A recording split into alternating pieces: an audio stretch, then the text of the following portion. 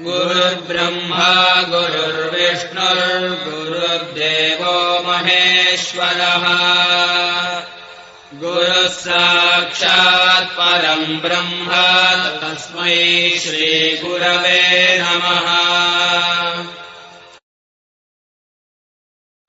गुरवे सर्वलोकानाम् भिषजे भवरोगिणाम् निधये सर्वविद्यानाम् दक्षिणामूर्तये नमः। अज्ञानतिमिरान्धस्य ज्ञानाञ्जनशलाकया